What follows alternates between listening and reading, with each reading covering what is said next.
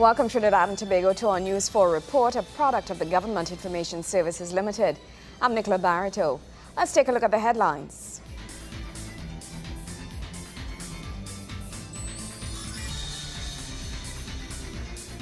An easier commute for members of the public as the Couva Interchange project is opened. Members of the National Building Codes Committee received their instruments of appointment. And in our sport feature, the community of La Horquetta benefits from government's street lighting program. And now to our top story. Commuters heading to Couva and the Point Lisas Industrial Estate will now have a much easier commute. The traffic congestion experienced by motorists is expected to be a thing of the past with the opening of the Couva Presal interchange, which was officially opened by Prime Minister Kamla Prasad Bisasa. John Victor has more on that story. Not just a road, but a pathway to success and greater sustainability. That's how Prime Minister Kamla Prasad Bisasa views the opening of the new Couva Presal interchange. The interchange connects commuters coming off the Solomon Hochoy Highway to Couva, as well as the Point Lisas Industrial Estate. Speaking at the opening of the latest roadway, Prime Minister Prasad Bisasa said improving the infrastructure of the nation was connected to Trinidad and Tobago's development. My government fully appreciates the significance of appropriate infrastructure to sustainable economic development in our land. It is for this reason that the works and infrastructure budgets are quite considerable. A successful delivery will align itself with our economic and social policies and ensure that development is comprehensive rather than imbalanced and even inequitable. Prime Minister Prasad Bisasa said the opening of the interchange signaled the government's commitment to providing the infrastructure necessary for the economy's growth. Critical to the profitable operation of industry is an efficient, reliable, and uncomplicated transport system, facilitating a smooth and unhindered flow of traffic. What this means is that the absence of an efficient, reliable, and uncomplicated transport system and road network can interrupt our economic development policies and dampen the potential and pace of our development. The interchange in Couva Presal is just one of the many road projects government has undertaken. Currently, works are ongoing along the Golconda to Point 14 highway. John Victor, News 4. When we come back, reactions from motorists on the opening of the new interchange. Stay with us.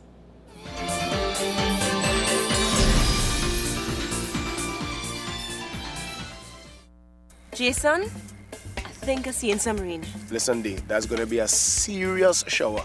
This rainy season will be hectic, you know. Potential flooding across Trinidad and Tobago. It's so important to have the information so we could be prepared and we could plan and put things in place to protect ourselves. That's why Jason and I found out some things that you can do to protect yourself and your family this rainy season. First plan of action is to not build your home or business too close to ravines, rivers, or drains. Because when the heavy flooding occurs, they can wash away all your valuable property. Remember, rivers need a place to flow, and over time, riverbanks widen naturally. So if you must, build a safe distance from the river. But at the end of the day, flooding takes place. And if indeed you become a victim of flooding, here is the hookup. You need to contact your regional corporation or the ODPM at 800 ODPM. Great, Jason. Remember, damages caused by flooding can be minimized. So let's plan and prepare. In order to safeguard our family, our community, and our country. A message from the Ministry of National Security, Office of Disaster Preparedness and Management.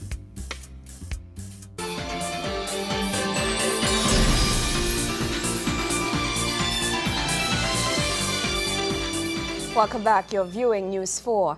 As we told you, the new interchange is expected to bring relief to thousands of commuters heading towards the bustling Couva Point Lisas Industrial Estate, who in the past experienced hours of heavy traffic congestion. News 4 sought some reactions from motorists, many of whom welcomed the move. It was an idea that's supposed to be materialized a long while ago to reduce the traffic at the estate, because it's one of the biggest estates in the country, which is in Point Lisas, and it used to cause a lot of traffic. And the new government did a great job by implementing the 2 roundabouts and solve the traffic problem, and it's helping out a lot to the taxman area, and it's a very good solution to the traffic. Well, so far it's okay, you know, it's working much better than before. The traffic and thing eased up, cars and thing running good, so it's alright, much better. Well, the new roundabout open, it feels real good, free traffic flowing. Everybody knows most of that traffic again. I feel happy about the new roundabout that opened up, because before when we had the old roundabout was really stressed. Coming from all the way Rovalet Road over Peace and Fiber was real stress. Hour and a half and you still can't reach. So we're happy about it. We hope everybody enjoys. Letters of appointment have been presented to members of the National Building Codes Committee. The committee's mandate, according to Housing Minister Dr. Rudlal Munilal, is to ensure best industry practices are employed for the public's health and safety. More in this report by Verna Barath. Speaking at the launch of the National Building Codes Committee and presentation of letters of appointment to committee members, Housing and the Environment Minister Dr. Rudlal Munilal says with the implementation of a national building code system in Trinidad and Tobago, many lives can be saved in the event of an earthquake. Building codes can save lives. The government of Trinidad and Tobago is cognizant of this. There are disasters that can be avoided. And so on Thursday, November 24, 2012, I think it was 2011, sorry, Thursday, November 24, 2011 last year, we announced at a cabinet press briefing that the government had agreed to appoint a multidisciplinary committee for the purpose of developing a building code in Trinidad and Tobago. The development and enforcement of a national building code is indispensable to the orderly and safe development of the country's built environment, and therefore its economic and social progress. Local experts have also estimated that between $3 and $6 billion can be incurred in this country's infrastructure if an earthquake happens.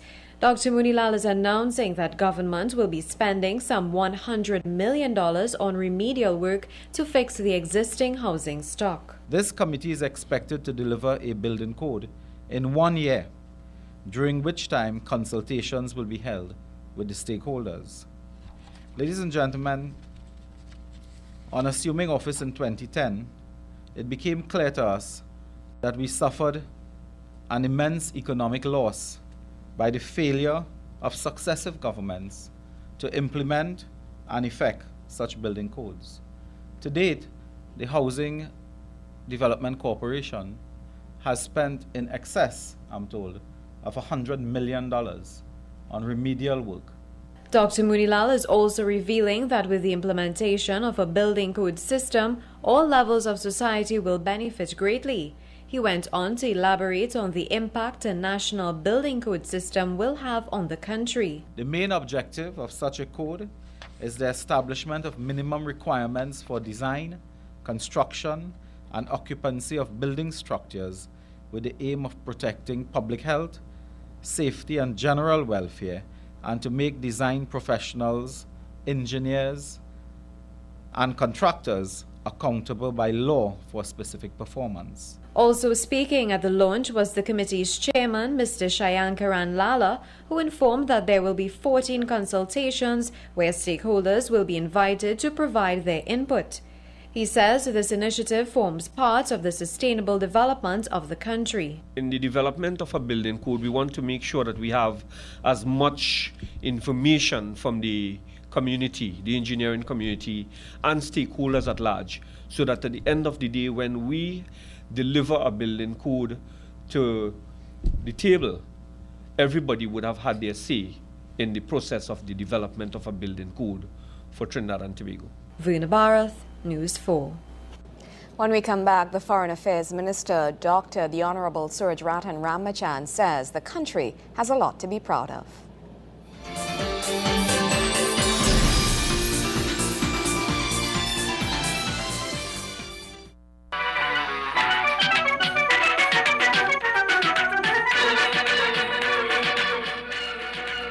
Celebrating 42 years on national television, the longest-running locally produced television talent competition, Mastana Bahar, is right here on GIS LTV 4. Join us here on GIS LTV 4 every Saturday evening from 5 p.m., Sunday mornings from 11 a.m., and on Thursday evenings from 9 p.m. for the best in local entertainment on the People's Program, Mastana Bahar, right here on GIS LTV 4, celebrating our people, our culture.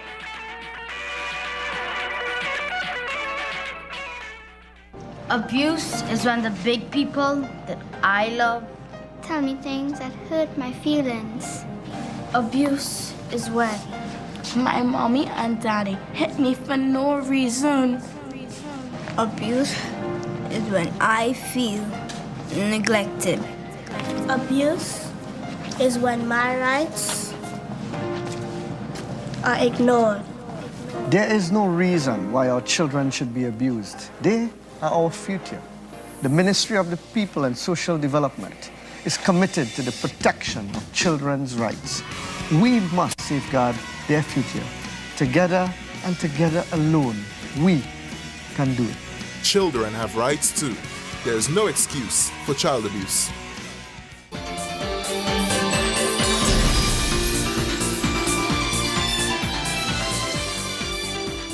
Thank you for staying with us. As the country gears up to celebrate its 50th anniversary as an independent nation, Foreign Affairs Minister Dr. the Honorable Suraj Ratan Rambachan says Trinidad and Tobago has a lot to be proud of. The minister was at the time addressing the 50th anniversary independence logo launch at the Queen's Hall in Port of Spain. Kimberly Ramkalawan has more. Trinidad and Tobago is proof that big things can come in small packages. This was one of the sentiments shared by Foreign Affairs Minister Dr. Suraj Ratan Rambachan during the launch of a list of celebrations carded to mark this country's 50 years since independence. In his address, the minister noted that Trinidad and Tobago continued to be a significant player on regional and worldwide issues, including peace treaties and global environmental talks. It's one of the accomplishments the Foreign Affairs Minister believes this nation can be proud to say it has participated in. Trinidad and Tobago has been a member of the UN since the attainment of independence in 1962, and believe it or not, was a member of the UN Security Council during the period 1985 to 86. Trinidad and Tobago has made a sterling contribution to the advancement of international peace and security, economic and social development and the rule of law, the safeguarding and advancement of human rights and humanitarian issues, which have always been at the center of the agenda of the United Nations. The minister says government has made an effort to maintain links with persons belonging to its diaspora across the world, as it sees this as key to building new and fresh relationships with international partners. Such interests span the social, economic, commercial, security, and cultural areas and advance at both the bilateral and multilateral spheres. It is acknowledged that global dynamics necessitate strengthened alliances with regional and traditional partners, while simultaneously developing new ties and playing a proactive role in hemispheric and international undertakings. Not to mention that Trinidad and Tobago has now been working very assiduously and very intelligently with its diaspora. Minister Rambachan added that major strides continue to be made in creating linkages and opportunities for the development of this country's economy. As a small state, Trinidad and Tobago has not let size be a deterrent, but has consistently over the last 5 decades punched above our weight in the international arena. The Foreign Ministry's participation in diverse global development fora, through the support of the Honorable Prime Minister, in terms of her various missions that she has contributed to this country's progress and to its international stature in no. A range of events have been approved by Cabinet throughout the months of April, May, June and July until the Jubilee Independence Anniversary on August 31st. Kimberly Ramkalawan, News 4. The Phase 2 La Horquetta Recreation Ground is the latest beneficiary of the government's public lighting program, a joint initiative between the Sport Company of Trinidad and Tobago and TN Tech. The people of La Horquetta came out in their numbers for the commissioning of the floodlights, which culminated in a friendly football match featuring some high-profile talent. Wayne Cunningham has more. The Ministry of Sport, through the Sport Company of Trinidad and Tobago, continues its collaboration with the Trinidad and Tobago Electricity Commission, which aims at upgrading community fields with floodlights. The lights were turned on for the first time at the Phase 2 La Hoqueta Recreation Ground, and resident Fallon Thomas sees this as another tool to aid in the uplifting of his community. La Hoqueta was deemed a national security high crime risk during the recent state of emergency. The problem and the solution for crime is something that none of us could touch. But with the works and help of these facilities, La Hoqueta can be a better place to live. Member of Parliament for La Hoqueta Talparo, Mr. Jairam Simangal, is in agreement with Mr. Thomas, and he is on a mission of his own for his constituents. My aim is to have every single recreation facility within this constituency upgraded to the standard in which this one has been upgraded. Thus far, this is the second recreation ground from the entire constituency to have lighting facility. I want to give you the assurance that this is not the last facility in La Hoqueta. Right now we have the Las Lomas Recreation Ground almost complete and will be launching very soon. The Car Road Recreation Ground in Caparo will also come into commission very shortly. But very soon we'll be seeing lights on the Phase 5 Recreation Ground. The Minister of Sport came to the podium with a rousing welcome. The MP praised the sports company for its contribution. Minister Roberts, your sports company have been working very hard in this constituency in not only upgrading this pavilion and the recreation ground here, they have been doing a tremendous work on the other recreation ground. Right now, a very large car park is being constructed at the Brazil Recreation Grounds. Work is soon to commence on the Talparo Recreation Ground, and the Car Road Recreation Ground, and very shortly we'll be moving into the Phase 6 Recreation Ground to upgrade that ground for Rhonda Jones and her cricket team. And his message was clear and direct, the message of teamwork. We turn the community back into a family. How we do that is by creating teams of people within the community, because when you work for a team, you know how to operate together. You see the teamwork here between TNTech and Sport Company. No egos about who have on suit and who go open and who go switch on light and who taking credit. It's not about that. It's about serving the people. When you believe in teamwork, you will know always. You would know always if you have problems and a coalition is a team, you sit down and talk. You don't go and pelt threats openly and so on. So teamwork is very important to move forward, to build a community, to govern properly, and to serve the people 100%. There's a time for talk and there's a time for action. The ground speaks for itself. Let's play some football. Then it was on to the field for the friendly between the Sport Company and the La Hoqueta Sporting Academy. The minister donned his boots and was in the thick of things early on. Good fun was had by all, especially the people of La Hoqueta, as their team came away with a 4-0 victory. Wayne Cunningham, News 4 Sports. After the break, the Minister of the People responds to concerns about senior citizens' pensions.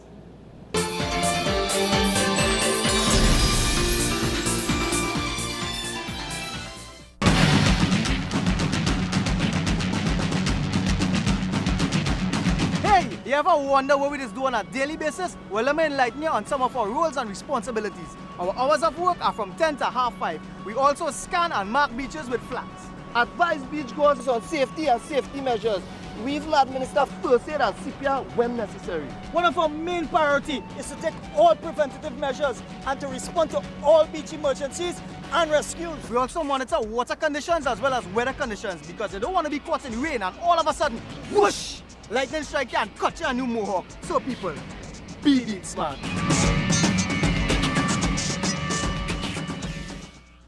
The Civilian Conservation Corps, CCC, now recruiting candidates for its upcoming cycle. Join our training program, military-led, national in scope. Conserving, disaster response training, flora and fauna preserving, and life skill training. If you want to do better, change your life over. Civilian Conservation Corps has opened doors. You like plumbing? You like welding? Call us now at 625-4CCC. That's 625-4222. Or contact us at the CCC office in your region. For further information, check us out on Facebook. Search for Civilian Conservation Corps. The Civilian Conservation Corps, getting youth ready for life. Never leave items like MP3 players, portable DVD players, laptops and briefcases on view inside your vehicle. It is an open invitation for a thief. Don't leave them on show. If you cannot take them with you, place them in the trunk of your car. Remember, crime prevention is everyone's business. A message from the Trinidad and Tobago Police Service.